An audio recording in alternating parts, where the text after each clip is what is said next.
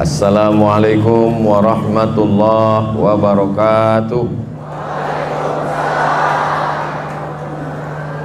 Alhamdulillah, Allahumma salli ala Sayyidina Muhammad wa ala ali Sayyidina Muhammad. Yang saya hormati, yang amat berhormat, adun-adun, datuk-datuk, datin-datin, encik-encik, puan-puan, tuan-tuan, jemputan Maulidur Rasul sallallahu alaihi wasallam, hadirin hadirat, semua yang berhadir ini insyaallah mendapatkan syafaat Nabi Muhammad sallallahu alaihi wasallam. Man shalla alayya salatan, siapa yang berselawat satu kali, sallallahu alaihi biha asyra, Allah balas 10 kebaikan. Wa huttat anhu asyara sayyi'at, Allah hapuskan 10 dosa kesalahan. Wa rufi'at lahu 10 darajat, Allah naikkan 10 darjah tingkatan kemuliaan. Innallaha wa malaikatahu yusalluna 'alan nabi, Allah berselawat, malaikat berselawat. Ya ayyuhalladzina amanu, hai orang yang beriman, sallu alaihi, maka berselawatlah kamu. Selawat Allah maknanya Allah memberikan ridha dan rahmat. Selawat malaikat maknanya malaikat memintakan ridha dan rahmat kepada Allah untuk Sayyidina Muhammad sallallahu alaihi wasallam. Selawat kita, maka sahabat bertanya, selawat Allah kami dah tahu, selawat malaikat kami pun tahu, bagaimana dengan selawat kami ya Rasulullah? Maka Nabi mengatakan, ucapkanlah Allahumma salli ala Sayyidina Muhammad wa ala ali Sayyidina Muhammad. Maka inna salatakum ma'rudatun alayya, salawat kamu itu dibawa ke makamku di kota Al-Madinah Al-Munawwarah. Lalu kemudian sahabat bertanya, kaifa salatuna ma'rudatun alayka wa qad arimta, bagaimana salawat kami dibawa kepada engkau padahal engkau sudah mati, sudah menyatu dengan tanah? Maka Nabi menjawab, innallaha harramal arda ajsadal anbiya, Allah mengharamkan tanah memakan jasad nabi-nabi. Maka Nabi Muhammad sallallahu alaihi wasallam tidak dimakan cacing tanah. Begitu juga dengan penghafaz Quran, begitu juga dengan para mursyid, para alim, para ulama. Terbukti dengan digalinya beberapa kubur dan orang yang mati syahid ketika peristiwa banjir di pemakaman Bukit Uhud. Lalu kemudian nampaklah pada masa Khalifah Umar bin Khattab, nampaklah ujung kaki daripada Sayyidina Hamzah yang meninggal syahid pada perang Uhud. Agar supaya tidak timbul fitnah, maka ditimbunlah lagi dengan tanah, padahal dia sudah meninggal pada zaman Nabi. Nabi menjadi wafat diteruskan oleh Abu Bakar Siddiq 2 tahun. Selepas 2 tahun Abu Bakar, naik Sayyidina Umar.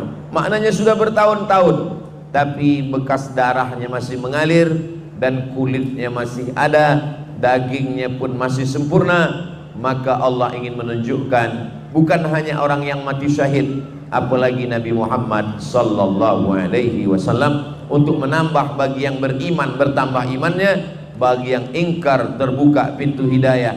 Begitulah Allah memuliakan Nabi Muhammad. Maka pagi ini kita berkumpul supaya kita pun mendapatkan kemuliaan yang diberikan Allah kepada Nabi Muhammad sallallahu alaihi wasallam. Semua yang berhadir ini, yang mentajab program Maulidur Rasul sallallahu alaihi wasallam, yang bersusah payah bertungkus lumus, mudah-mudahan Allah memberikan berkah panjang umur, murah rezeki, istiqamah iman dan Islam.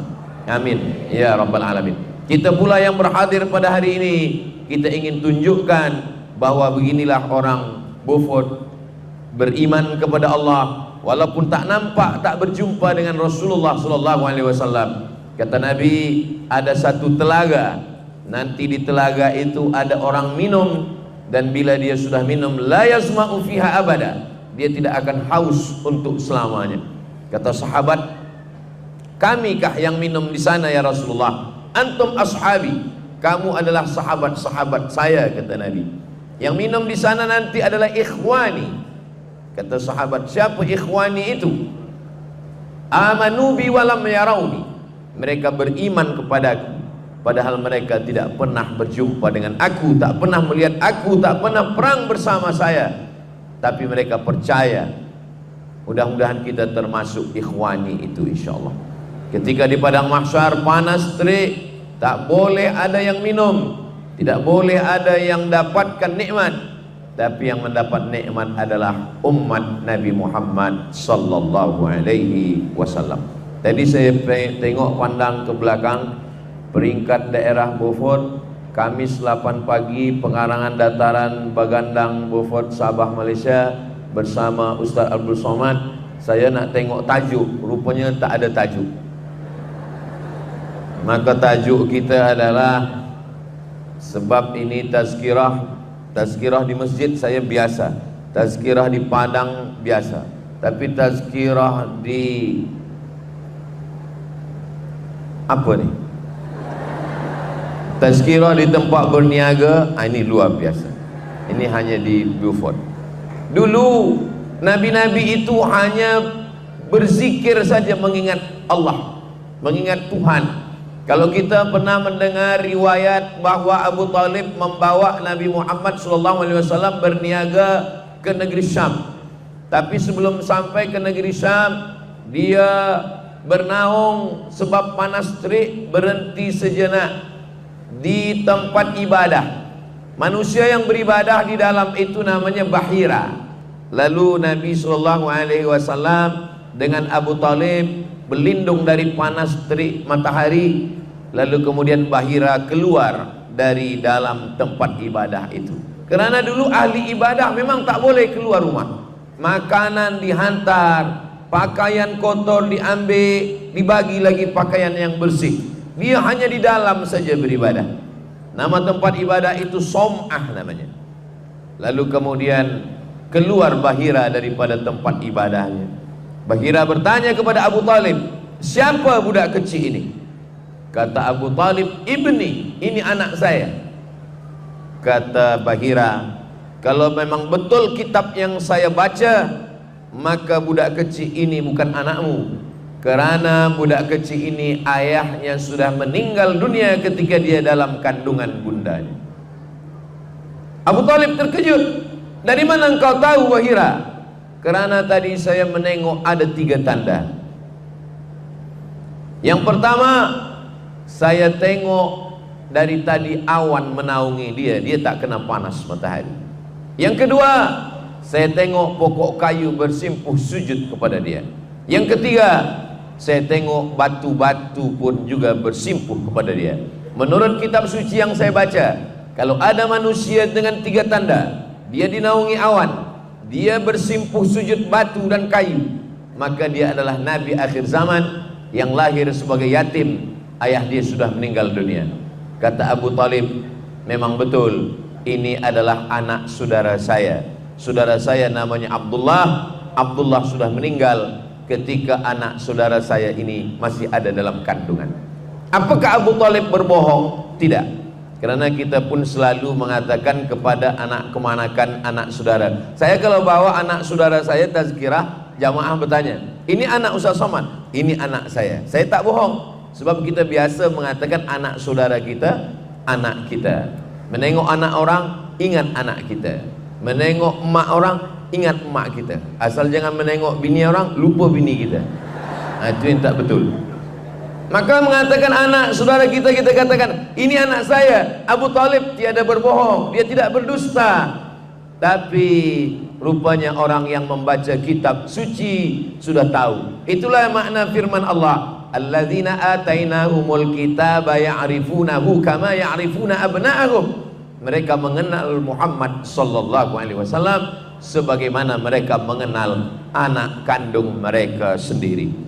Jadi masa itu ahli ibadah tidak boleh keluar, tapi Nabi Muhammad sallallahu alaihi wasallam dia berjalan di pasar, dia pergi ke tempat berniaga, dan dia pun berniaga. Bagaimana Nabi Muhammad sallallahu alaihi wasallam berjumpa dengan Sayyidatuna Khadijah? Nabi berjumpa dengan Khadijah bukan pada majlis ta'lim muzakarah, bukan pada majlis tazkirah dan tausiah. Khadijah punya barang-barang dagangan, perniagaan. Lalu kemudian ada orang lain yang mengambil barang itu, dia tolong untuk menjualkan. Dalam Islam itu disebut dengan mudharabah. Mudharabah, ada orang yang punya uang, ada yang punya barang, lalu ada orang yang menjualkan, nanti hasilnya dia bagi. Apakah 50-50%, apakah 30-70, itu berdasarkan syura musyawarah, wa amruhum syura bainahum. Setiap kali barang dagangan perniagaan ini dibawa oleh Nabi Muhammad SAW, ini barang-barang laku, tak seperti orang lain yang membawa. Maka Khadijah pun terheran, kenapa bila orang ini yang membawa habis semua? Maka Khadijah ingin menengok, mana dia orang yang membawa perniagaan barang-barang saya ini sehingga laku begitu banyaknya. Saya ingin jumpa dengan dia. Maka ditunjukkanlah, itulah dia orangnya. Dia pun terkejut, rupanya yang membawa itu adalah Sayyidina wa Maulana Muhammad sallallahu alaihi wasallam. Kenapa barang-barang yang dibawa oleh Nabi itu laku? Karena Nabi itu Sayyidul awwalina wal akhirin, Sayyidul kaunaini was saqalain. Belum lagi membeli barangnya, baru menengok orangnya, orang sudah suka, orang sudah jatuh hati.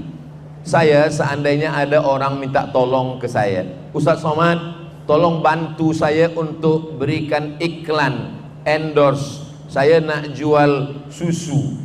Endorse-nya apa? Bila minum ini nanti badan akan gemuk sikit. Saya tak mau. Kenapa? Karena bila saya jual, orang tak percaya. Bila orang tengok, tonton di TikTok, di YouTube, dia tengok, oh macam ini yang jual, badan dia pun kurus. Jadi apa yang kita jual, kita mestilah menarik seperti Nabi Muhammad SAW, membuat orang terpukau. Maka bila ada kita mendengar hari ini lagu Qamarun, Qamarun, Qamarun, Qamarun sidnan Nabi, Qamarun. Qamarun artinya bulan. Bulan gelap gulita tapi dia terang benderang. Sekarang orang selalu menyanyikan, melantunkan syair Qamarun. Kalau zaman dulu bukan Qamarun, Tala'al Badru, Tala'al Badru alaina. Kalau bulannya masih 1-2 hari bulan, maka disebut dengan hilal. Hilal, bulan kecil saja. Tapi kalau bulan itu sudah sempurna 15 hari bulan, dia adalah Badar. Nah, jadi Badar ini pun sudah menjadi nama orang-orang Melayu. Ingin seperti Nabi, dikasih nama anak Badarudin Badariyah. Nah, mohon maaf kalau kebetulan namanya saya sebut.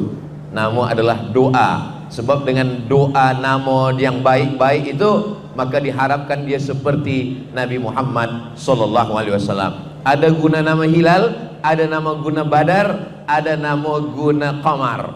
Ada nama hilal, ada badar, ada qamar. Ketiga-tiganya adalah sifat daripada Nabi Muhammad SAW. Jadi Nabi SAW berniaga. Bagaimana Nabi berjumpa dengan Khadijah? Dalam perniagaan. Nabi SAW punya ayah, nama ayahnya Abdullah. Abdullah meninggal ketika Nabi 2 bulan dalam kandungan Aminah. Dan ketika itu perjalanan Abdullah adalah juga perjalanan perniagaan. Dia pergi dari kota Makkah, lalu kemudian dia ke kota Yasrib. Namanya belum berubah, namanya waktu itu masih lagi Yasrib. Itulah sekarang kota Al-Madinah Al-Munawwarah. Dalam perdagangan itu, perniagaan itu, dia meninggal dunia. Ayahnya seorang peniaga, istrinya seorang peniaga, dia juga seorang perniaga. Muhammad, anak Abdullah, anak Abdul Muttalib, anak Hashim, anak Abdi Manaf, anak Qusay. Qusay datuk dia yang kelima. Abdullah, Abdul Muttalib, Hashim, Abdi Manaf, Qusay. Qusay juga seorang peniaga. Jadi yang membina rumah besar di kota Makkah Al-Mukarramah, nama rumah itu Darun Nadwah. Dar artinya rumah, Nadwah tempat berkumpul. Darun Nadwah rumah paling besar tempat berkumpul itu dibina oleh datuk Nabi yang kelima, Abdullah, Abdul Muthalib, Hashim, Abdi Manaf, Qusay. Qusay juga seorang peniaga. Qusay peniaga, Abdullah peniaga, Khadijah peniaga, Nabi Muhammad SAW peniaga. Ketika turun ayat yang mengharamkan riba, riba yang pertama diharamkan adalah riba Abbas. Abbas pakcik Nabi juga peniaga. Jadi kalau kita hitung kira dari keliling keluarga Nabi SAW, Abdullah peniaga, Abdul Muttalib yang memberikan air minum. Semua jamaah haji yang datang disediakan air minum, dan dialah yang memegang kunci Ka'bah. Abdul Muttalib juga peniaga. Abdullah peniaga, Abdul Muttalib peniaga, Qusay peniaga, Khadijah peniaga, Abbas peniaga, Muhammad sallallahu alaihi wasallam peniaga. Jadi kalau ada di antara kita yang berniaga, maka dia sudah melaksanakan sunnah Nabi Muhammad sallallahu alaihi wasallam. Jadi yang di hadapan saya ini, encik puan tuan semua yang berniaga, mungkin sebab maulid ini tutup tempat niaga, atau memang buka selepas tazkirah Maulidur Rasul sallallahu alaihi wasallam, maka berniaga ini juga adalah bagian dari sunnah. Kalau kita baca sejarah Islam, bagaimana dulu para ulama dari Jazirah Arab datang ke bumi Melayu, maka mereka juga melalui perniagaan. Mereka datang membawa barang-barang, lalu kemudian mereka membawa rempah-rempah kembali lagi ke Jazirah Arab, bertemunya itu dalam perniagaan. Umat Islam tidak boleh meninggalkan perniagaan. Sekarang banyak orang ketika dia sudah bertaubat, selepas dia berhijrah, selepas dia mengaji, lalu dia tinggalkan perniagaan, dia sibuk berzikir, membaca Yasin, membaca Quran, berzikir, tahlil, lalu meninggalkan perniagaan. Selepas itu perniagaan diambil oleh orang lain. Maka dalam Islam diajarkan at-tajir peniaga, as-sadiq yang jujur, al-amin amanah. Peniaga yang jujur, yang amanah, dia bersama dengan empat. Kalau dia mati, ma'an nabiyyin, bersama nabi-nabi, was-siddiqin, bersama orang yang benar, was-syuhada, bersama orang mati syahid, was-salihin, bersama orang-orang yang saleh. Maka Nabi SAW, kata orang Yahudi, dulu nabi-nabi kami hanya berzikir saja, dulu nabi-nabi kami tak pernah ke pasar, tapi kenapa nabi ini berniaga? Dia memang nabi yang berbeza. Dia panglima perang, perang Badar, perang Uhud, perang Khandaq, perang Fatu Makkah, tapi dia juga seorang peniaga. Nabi SAW datang ke pasar. Selepas itu dia masuk ke tempat perniagaan, dia masukkan tangannya ke dalam kurma, ke dalam gandum. Gandum yang di luar ini kering, yang di dalam ini basah.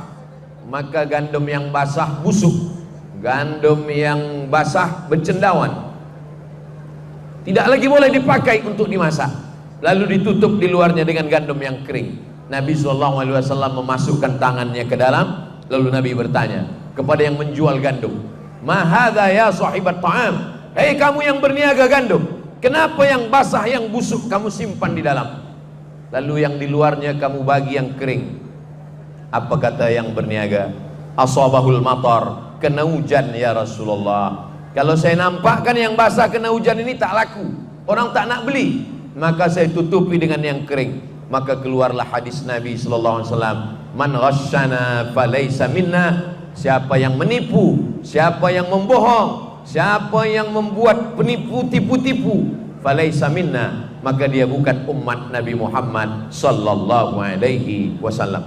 Jadi dalam Islam banyak orang baik ketika sedang sembahyang, banyak orang baik ketika sedang haji, banyak orang baik di bulan Ramadan, tapi banyak orang yang curang ketika di tempat perniagaan. Maka Islam mengajarkan kita, Allah yang kita sembah di masjid, Allah yang kita sembah di padang Arafah, Allah itu juga yang mengawasi kita, yang memperhatikan kita di tempat perniagaan. Itulah kenapa pagi bila kita masuk ke tempat niaga, kita baca ayat kursi.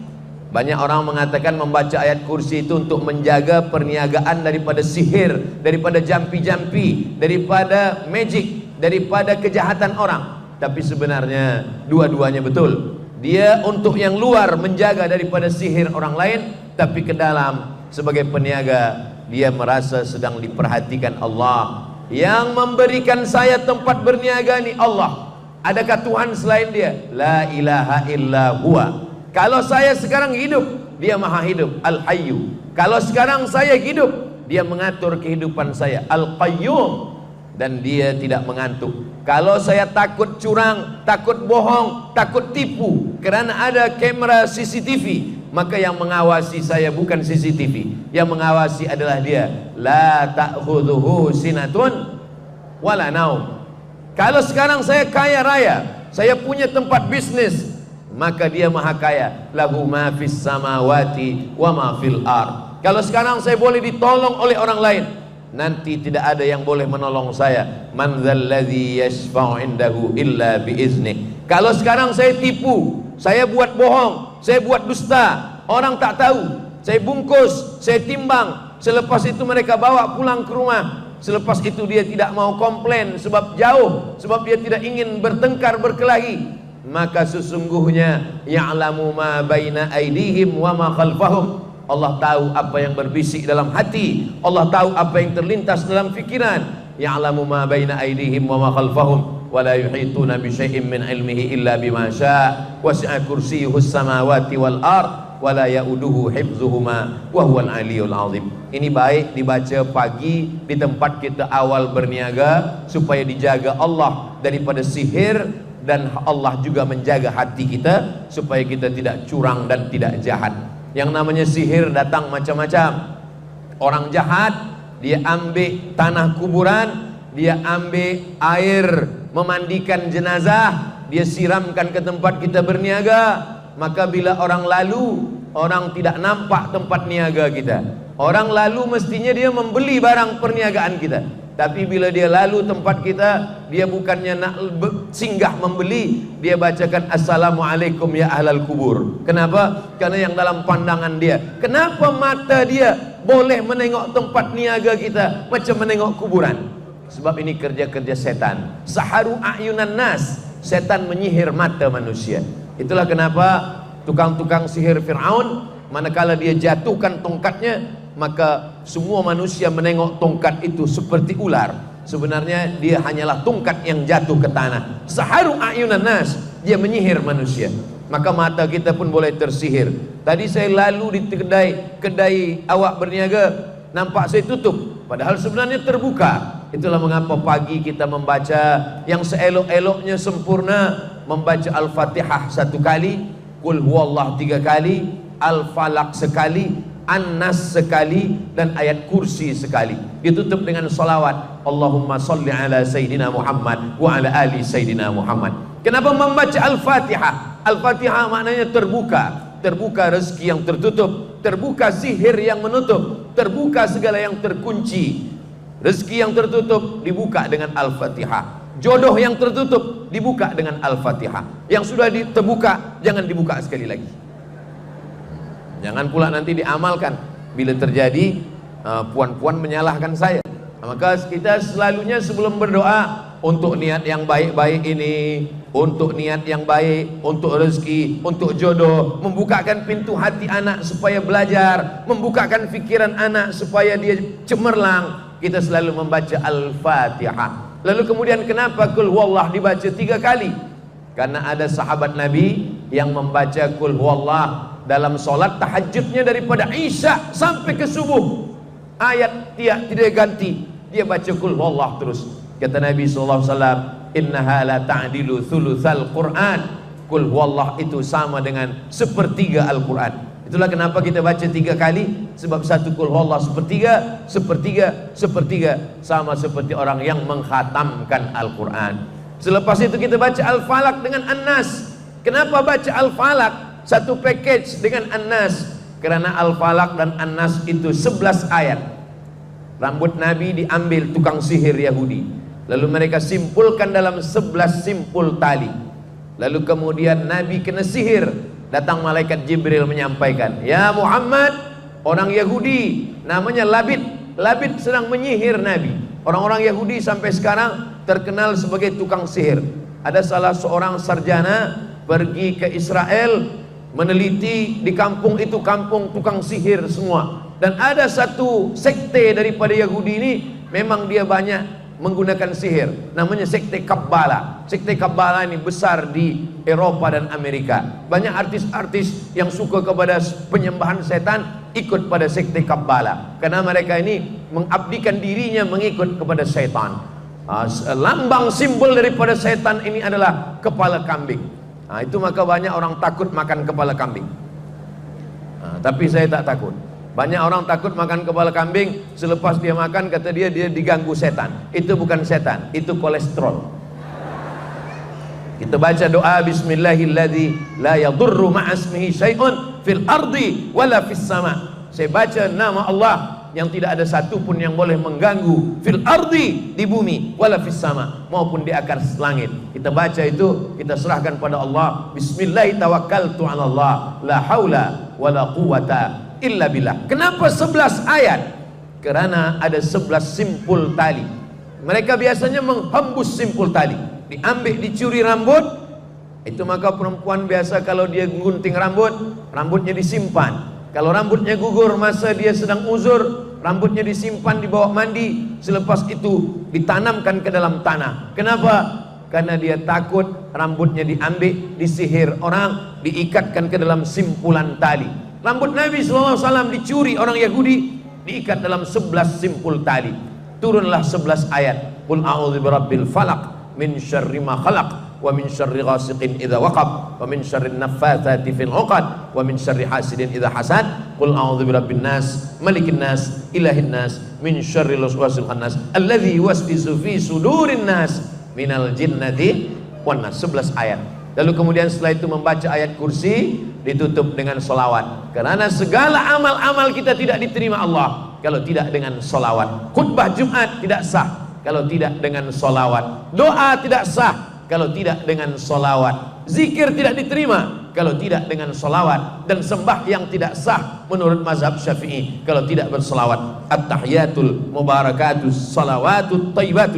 Assalamu alayka ayuhan nabiyyu wa rahmatullahi wa barakatuh. Wassalamu alayna wa ala ibadillahis salihin. Ashhadu an la ilaha illallah wa ashhadu anna Muhammadan Rasulullah. Maka ketika zikir ini dibaca pada saat pagi tempat berniaga, segala simpul-simpul sihir pun terbuka. Dibacakan di rumah, maka turunlah rahmat Allah Subhanahu wa ta'ala. Begitu yang diajarkan oleh Sayyidina wa Maulana Muhammad sallallahu alaihi wasallam. Ada satu surah dalam Al-Quran bercerita tentang peniaga di zaman Nabi sallallahu alaihi wasallam. A'udzubillahi minasyaitonir rajim. Bismillahirrahmanirrahim.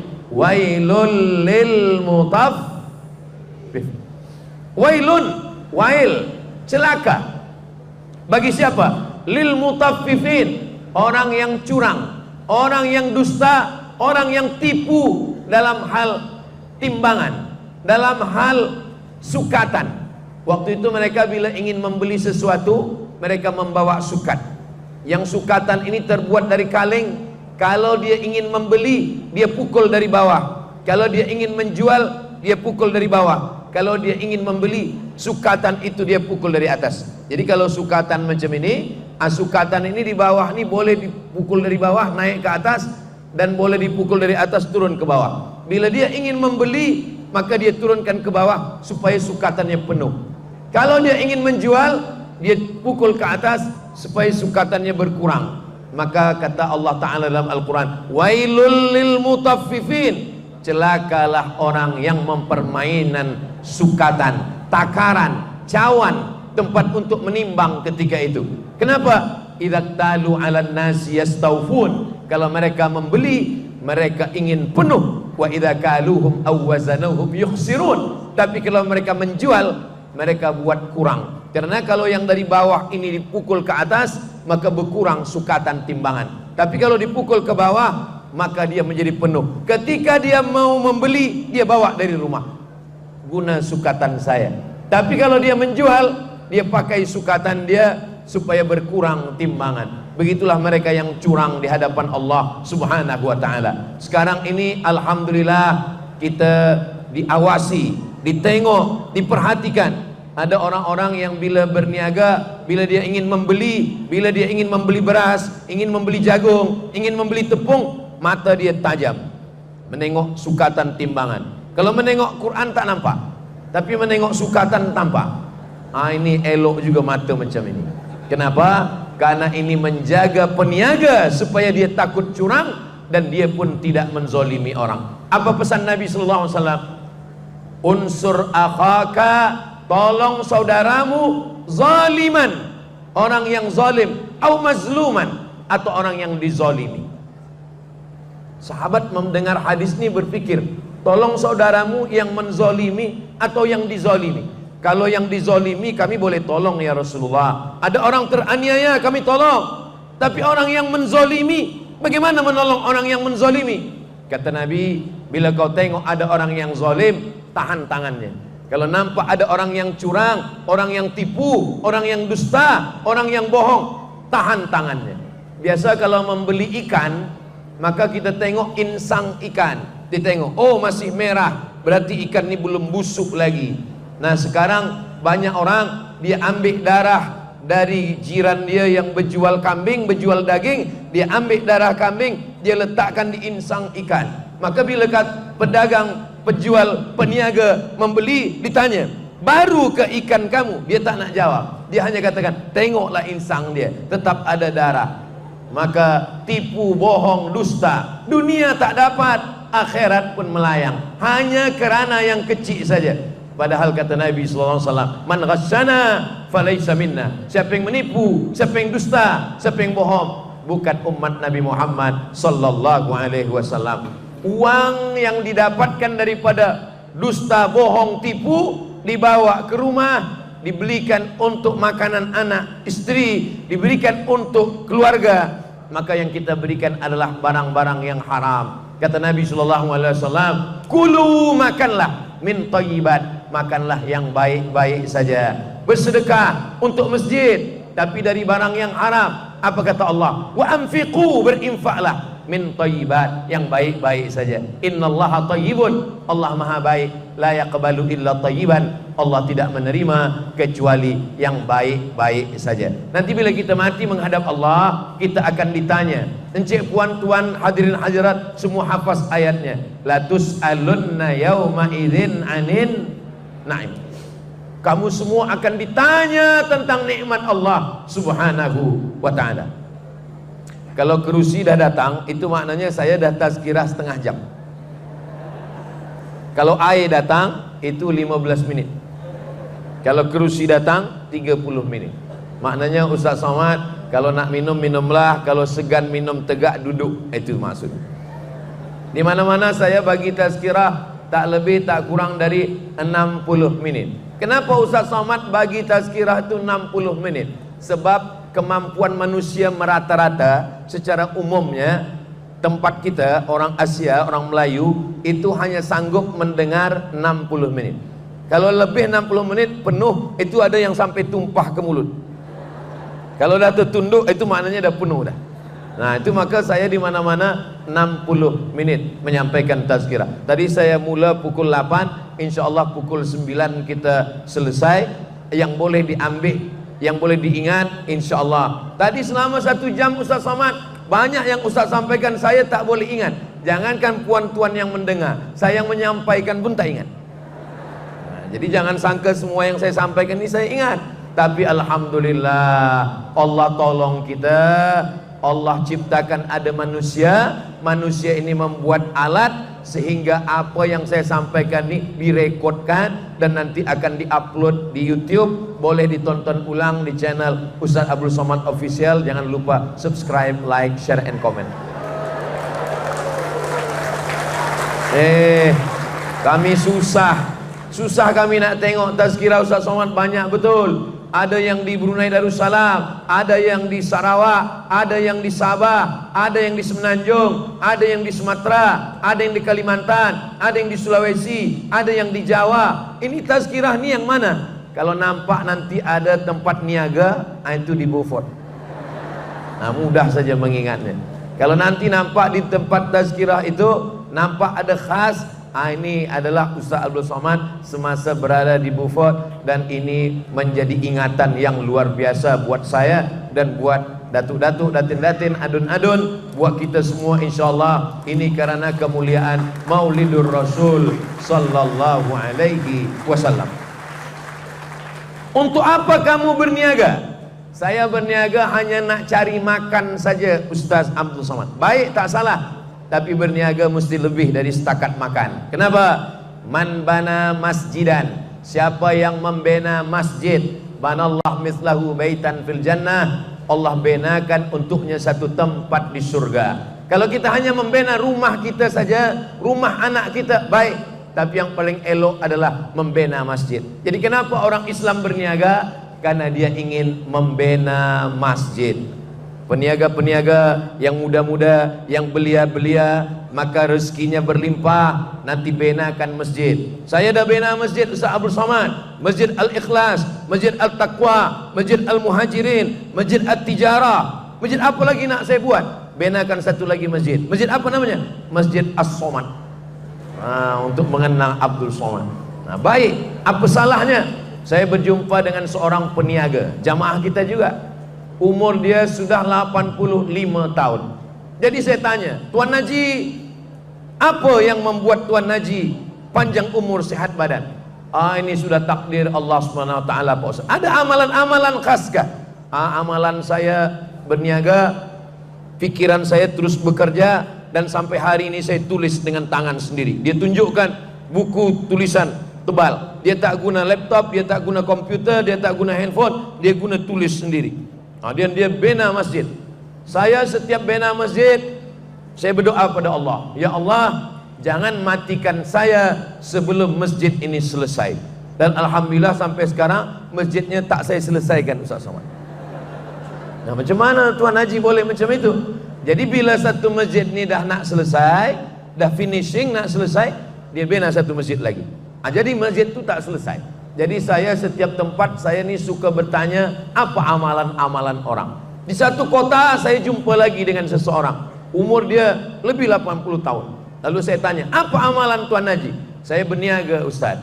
Berniaga itu kita tetap bersemangat. Apa yang kita nak buat esok, berapa untung berapa rugi, tapi yang dikejar bukan dunia. Tolong Ustaz Somad doakan saya, sebelum saya mati saya boleh membina 99 masjid.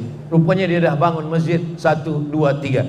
Jadi kalau ditanya, apa beza kita yang percaya kepada Allah dengan orang yang tak percaya kepada Allah, tak percaya dengan akhirat? Dia berniaga, kita berniaga. Bezanya dia berniaga untuk dunia, sedangkan kita orang Islam berniaga kita Rabbana atina fid dunya hasanah wa fil akhirati hasanah wa qina adzabannar. Itulah perbezaan kita. Walaupun nampak zahirnya sama. Setengah orang mengatakan, apa yang awak cari lagi? Sudah ada anak, sudah ada istri, sudah ada rumah, sudah ada kereta. Janganlah tamak, janganlah kita ini terlalu mengejar dunia. Sebenarnya yang kita kejar bukan dunia. Kita nak bagi tolong anak yatim, kita nak tolong fakir miskin. Kata Nabi, ana wa kafilul yatim, saya dan orang yang menolong anak yatim, kahataini fil jannah, macam ini nanti di surga. Wa asyara bi isba'ihi, Nabi menunjukkan dua jarinya. As-sababah, telunjuk, wal wusta, jari tengah, wa farraja bainahuma, Nabi jarangkan antara keduanya. Beginilah aku dengan orang yang menolong anak yatim, dekatnya di surga. Siapa yang boleh menolong anak yatim? Peniaga-peniaga yang banyak rezeki, menolong anak yatim, menolong janda-janda yang tua saja. Ini perlu saya jelaskan, kalau tidak nanti jamaah, puan-puan jangan khawatir, saya dah sampaikan yang terbaik semuanya. Maknanya apa? Bahwa Nabi Muhammad SAW berniaga. Ada satu surat bercerita tentang perniagaan orang Quraisy. A'udzubillahi minasyaitonirrajim. Bismillahirrahmanirrahim. Li'ilafi Quraisy. Perjalanan orang Quraisy. Ilafihim rihlatasyita wassaif. Syita musim sejuk, saif musim panas. Sebab di Arab ada 4 musim. Musim sejuk syita, musim panas saif, musim bunga Rabi, maka ada Rabiul Awal, ada Rabiul Akhir. Musim gugur Kharif. Kalau sudah musim gugur, semua daun-daun pokok kayu gugur semua. Kalau sudah musim bunga, Rabi, bunga-bunga tumbuh, bunga-bunga tumbuh. Maka bila saya belajar di Kaherah dulu, ditanya dengan orang Mesir, kami di Arab ini ada 4 musim, kata dia. Musim syita, musim soif, musim Rabi, musim kharif. Kamu di tempat kamu berapa musim? Kata saya, tempat saya banyak musim. Ada musim durian, ada musim rambutan, ada musim bertanam padi, musim panas, musim jerebu. Ada banyak-banyak musim. Ada musim angin topan puting beliung, macam-macam musim. Nah, bila musim rihlatas syita, musim sejuk, mereka pergi ke bawah. Bila kita tengok map, Google Map, nanti boleh buka, tengok di map. Ini Makkah, di atas Makkah ni Madinah, di atas Madinah ni Syam. Syam itu sekarang sudah menjadi 4 negara. Jordan, Suriah, Dimash, Lebanon, Lebanon, dan Palestina. Mudah-mudahan Allah menolong saudara kita di Palestina. Ini kalau musim sejuk, mereka tak sanggup naik ke atas. Musim sejuk di atas ini turun salji, beku, tak tahan orang Arab, maka dia turun ke bawah. Musim sejuk dia ke bawah, bawah ini panas, Yaman ini panas betul. Maka pada musim panas mereka naik ke atas kerana panasnya tak melampau. Musim sejuk mereka turun ke bawah kerana di Yaman tidak ada salji. Itulah mengapa dalam Quran disebutkan mereka dari Makkah turun ke bawah dan turun ke atas. Bila dia turun ke atas, li'ila fi Quraisy ila fihim rihlatas syita ke Yaman, wassaib ke Syam. 6 bulan ke Yaman, 6 bulan ke Syam. Nanti bila musim haji, dia berkumpul di Makkah Al-Mukarramah, berkumpul, berniaga. Maka musim haji mereka membawa dagangan. Orang yang dari Yaman membawa perniagaan, orang yang dari Syam membawa perniagaan, berkumpul di Makkah Al-Mukarramah. Maka Makkah adalah tempat perniagaan yang paling besar di dunia. Ketika Islam datang, mereka takut berniaga. Labbaik Allahumma labbaik, labbaik la syarika laka labbaik, innal hamda wan ni'mata laka wal mulk la syarika lak. Takut nak bawa perniagaan. Mereka pun datang berjumpa Nabi Muhammad sallallahu alaihi wasallam. Ya Rasulullah, dulu sebelum Islam kami bila haji ini berniaga. Sekarang dah Islam, bolehkan kami berniaga lagi? Apakah kami dibolehkan berniaga? Turunlah ayat, laisa alaikum junahun an tabtaghu fadlan min rabbikum. Kamu boleh berniaga. Itulah kenapa bila musim haji kita tengok orang banyak berniaga di kota Makkah, di kota Madinah. Maka ketika selepas melontar Jumrah Aqabah, dulu bila saya berangkat haji, itu orang-orang daripada jajahan Rusia, Uzbekistan, Tajikistan, Kyrgyzstan, Kazakhstan, Turkmenistan, itu membawa barang-barang perniagaan. Ada kulit kambing, ada kulit rusa, ada banyak-banyak barang mereka niaga. Sulam-sulaman, kain-kain yang cantik-cantik, elok-elok. Kenapa? Kerana perniagaan sesungguhnya ada dalam ibadah haji. Ibadah haji bukan hanya setakat melontar jumrah, tapi juga melontar rial. Itulah maka banyak selepas tawaf wadah itu menangis, menetes air mata. Ada yang habis dosa, ada juga yang habis duit. Allah Subhanahu wa ta'ala membuat ibadah. Maka kalau kita pergi umrah itu ke masjid sekali. Ini hotel, ini Masjidil Haram. Orang yang pergi umrah ke hotel sekali, ke tempat niaga 2 kali. Sebab dari hotel ke masjid ada tempat niaga, pergi ke hotel singgah sekejap, balik pun singgah sekejap. Disangka kawan lama iktikaf, rupanya lama menengok tempat celak. Apa sebab? Kerana memang perniagaan. Dan ini bukan sesuatu yang diharamkan. Karena dalam Islam bukan agama yang hanya akhirat semata. Islam bukan hanya menyuruh kita untuk berbuat amal akhirat saja. Dunia ini adalah jembatan menuju akhirat. Laisa bi khairikum man taraka dunyahu li akhiratihi. Orang yang baik bukan orang yang meninggalkan dunia untuk dapat akhirat. Wala akhiratahu li dunyahu. Bukan yang meninggalkan akhirat untuk dapat dunia. Liusiba minhuma jami'an. Dapat dua-duanya. Maka keluar rumah, bismillahi tawakkaltu 'ala Allah wa'tasamtu billah la haula wala quwwata illa billah. Keluar dari masjid, Apa doa keluar dari masjid? Allahumma inni as'aluka min fadlik, berilah aku rezeki. Kenapa doa keluar dari masjid minta rezeki? Karena dalam Islam diajarkan, idza qudiyatis shalah, kalau salat sudah dilaksanakan, fantashiru fil ard, bertebaranlah kamu di atas muka bumi, wabtaghu min fadlillah, carilah rezeki karunia Allah Subhanahu wa taala. Sekarang banyak orang tidak mau berusaha karena menurut dia semua rezeki sudah dijamin, garansi Allah taala. Kenapa kamu tidak berniaga? Kenapa kamu tidak berniaga? Kenapa kamu tidak bertani? Kenapa kamu tidak tanam kelapa sawit? Kenapa kamu tidak mencari ikan di laut? Rezeki sudah dijamin Allah Subhanahu wa taala. Kalau ada suami puan yang bercakap begini, dia tidak mau berniaga, dia tidak mau mencari rezeki, bila disuruh mencari rezeki kata dia, semua sudah dijamin Allah Subhanahu wa taala. Nanti siang pukul 1, pukul 2 dia akan bertanya, mana makan kita siang ini? Maka jawab juga lah, semua sudah dijamin Allah Subhanahu wa taala. 1000 dalil kita bagi, orang akan berdalih bagi orang yang malas.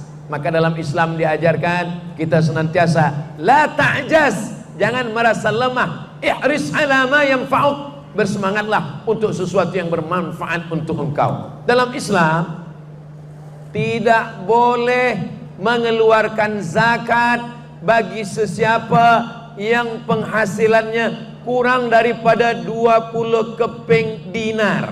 Zaman Nabi tak ada duit kertas. Duit kertas yang pertama buat Amerika. Sebelum itu duit hanya 2. Satu namanya dirham, duit perak. Satu lagi namanya dinar, uang emas. Emas satu kepingnya 4,25 gram emas. 1 gram, 2 gram, 3 gram, 4,25 gram emas, itulah dia 1 dinar. Siapa yang punya uang 20 dinar, maka dia mengeluarkan zakat. Maknanya apa? Siapa yang duitnya kurang daripada 85 gram, 20 keping dinar, dia dianggap sebagai fakir, miskin yang tidak wajib membayar zakat, dia menerima zakat. Ada 8 orang yang boleh menerima zakat. Innamas shadaqatu lil fuqara wal masakin wal amilina 'alaiha wal mu'allafati qulubuhum wa fir riqab wal gharimin wa fi sabilillah wa ibnis sabil. Kita selalu fakir disandingkan dengan miskin. Fakir, miskin. Fakir tak ada duit sama sekali. Maka orang seperti ini umur 70 tahun, suami meninggal, anak tak ada, hidup sebatang kara, maka dia ini adalah fakir. Tapi kalau dia masih muda, dia ada kerja, tapi penghasilan dia tidak mencapai 85 gram, 20 keping dinar setahun, maka dia miskin. Itu maka dalam surat Al-Kahfi, ammas safinatu fakanat limasakin, ini adalah milik orang miskin. Orang miskin punya kapal. Kenapa orang miskin boleh punya kapal? Maknanya kapal untuk mencari ikan, tapi penghasilannya kurang daripada 85 gram, 20 keping uang dinar, maka dia termasuk orang yang menerima zakat. Kita menyerahkannya kepada Baitul Mal. Jadi agama Islam adalah agama yang boleh diamalkan melalui harta. Haji, walillahi 'alan nasi hajjul bait, diwajibkan melaksanakan haji. Siapa yang boleh melaksanakan haji? Walillahi 'alan nasi hajjul baiti man istata'a ilaihi sabila. Membayar tiket pesawatnya, hotelnya, makannya. Apalagi sekarang saya dengar untuk Malaysia, bila dia bayar sekarang, dia register 2024, mungkin 20-30 tahun lagi baru dia pergi. Kalau di tempat saya di Riau, register 2024, 30 tahun baru berangkat. 34, 44, 54. Jadi kalau saya sekarang register 2024, maknanya sekarang umur 27.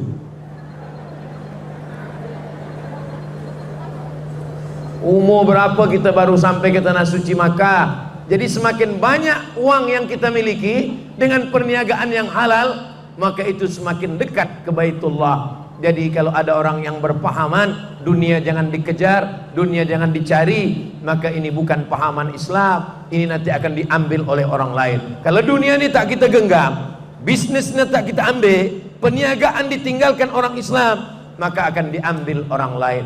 Islam bukanlah agama orang miskin, orang susah, orang meninggalkan dunia. Rezeki kita sudah dijamin Allah, jangan cari lagi rezeki. Ini menyesatkan. Jodoh takkan kemana. Memang betul kalau jodoh takkan kemana, tapi saingan di mana-mana. Maka mesti ada juga ikhtiar dari kita. Ini kerusi memang sudah ditakdirkan untuk saya, tapi kalau saya tak berusaha untuk mengambilnya duduk, maka sampai kiamat saya tak akan duduk. Ini air minum memang sudah ditakdirkan Allah untuk saya, tapi kalau saya hanya menengok saja, tak akan mungkin air ini melompat masuk ke mulut saya. Maka saya mesti gunakan tangan saya untuk mengambil, dekatkan ke mulut saya, walaupun tak jadi saya minum. Karena kalau saya minum tegak, nanti orang akan komen di YouTube, Ustaz Somad minum tegak.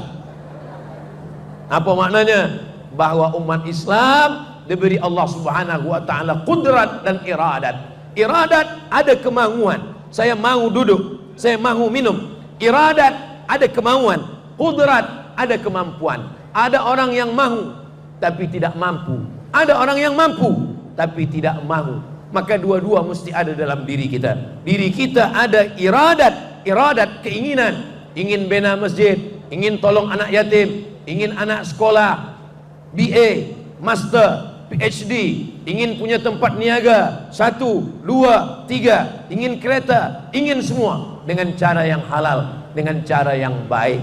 Itulah amalan. Ketika orang-orang mati semua menghadap Allah, lalu Allah bertanya kepada orang-orang mati itu, hai mayat-mayat, seandainya kamu boleh hidup lagi, apa yang kamu inginkan?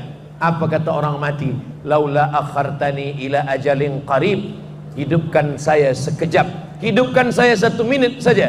Untuk apa? Fa as-saddaqa, saya ingin bersedekah. Dan yang boleh bersedekah adalah peniaga-peniaga, bisnismen yang banyak punya harta, dialah yang boleh bersedekah. Yang lainnya tinggal, kereta-kereta yang mahal tinggal, rumah-rumah yang besar yang cantik tinggal, tempat-tempat berniaga tinggal, tapi ada kereta yang boleh kekal abadi sampai hari kiamat, tetap mengalir pahalanya. Kereta apa?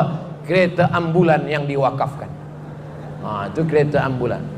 Jadi kalau kita punya harta, peniaga-peniaga ada ambulan. Saya alhamdulillah di yayasan tempat kami ada 2 kereta ambulan. Sebab saya sakit hati, manakala almarhumah mak saya meninggal, nak dibawa dari hospital ke kampung, kata orang hospital, kami tak nak bagi kereta sebab ini jauh ke kampung, 12 jam dari provinsi ke kampung almarhumah mak saya, keluar provinsi, luar kawasan daerah. Dia tak nak bagi sebab dia tak tahu tu mak Ustaz Abdul Somad. Bila dah tahu baru dia bagi. Saya merasa jangan sampai emak kawan saya, emak jamaah saya mengalami hal yang sama dengan yang dialami emak saya. Maka manakala kami buat yayasan, saya bagi tahu ke jamaah, kita mesti punya 2 kereta ambulan untuk membawa sesiapa saja yang sakit free. Alhamdulillah sekarang dah ada 2 ambulan. Tapi saya tanya dengan driver, last kali saya tanya, macam mana ambulan kita? Sudah 2 bulan ni ambulan tak berjalan. Kenapa? Tak ada yang sakit, tak ada yang mati. Jadi puan-tuan bila nak naik kereta free, syaratnya cuma 2, sakit, mati. Itulah yang boleh menjadi amal jariah. Siapa yang boleh wakafkan ambulan? Siapa yang boleh wakafkan rumah besar untuk rumah Quran? Peniaga-peniaga. Datang seorang, Ustaz Abdul Somad, ini ada rumah 9 bilik, 2 aras, 3 paling atas, 9 bilik, ada hall di dalam, ada tempat parking yang luas. Ini untuk wakaf, saya wakafkan untuk yayasan. Maka diterima oleh Yayasan Tabung Wakaf Umat. Siapa yang boleh berwakaf rumah? Peniaga. Siapa yang berwakaf kereta? Peniaga. Mewakafkan tanah? Peniaga. Di satu daerah ada juga yang berwakaf. Ustaz Abdul Somad, tadi Ustaz kata semua tinggal, itu ada kebun-kebun kelapa sawit, saya wakafkan. Punya siapa Datuk? Tak tahu, saya tak tahu. Macam mana mewakafkan punya orang lain? Kita mewakafkan hak milik kita, sebab wakaf ini ada 4 akadnya. Yang pertama, yang berwakaf Yang kedua, yang menerima wakaf. Yang ketiga, benda yang diwakafkan. Yang keempat, ada ijab dan qabul. Saya wakafkan kereta ini untuk yayasan sampai kereta ini hancur tak berjalan, maka mengalirlah pahalanya. Saya wakafkan rumah ini untuk rumah Quran. Saya wakafkan kebun ini untuk rumah tahfiz Quran. Peniaga-peniaga amat sangat boleh beramal dengan ini semua. Ada masuk surga babus shalah, zuhur, asar, maghrib, isya, duha, tawajud, witir, tasbih, qabliyah, ba'diyah, isyraq, awabin, tasbih. Tapi ada orang masuk surga melalui pintu babur rayyan. Ini untuk orang yang rajin puasa. Tapi bagi mereka yang berniaga, mereka masuk melalui pintu babus sedekah, melalui sedekah. Amal kita ada 4. Ada amal badan, tegak, rukuk, sujud, berputar keliling Ka'bah, amal badan. Ada amal harta, zakat, wakaf, infak, sedekah, wasiat, hibah. Ada amal hati, sabar, ridha, qanaah, tawakal, iman. Ada amal lisan, subhanallah, walhamdulillah, la ilaha illallah, wallahu akbar.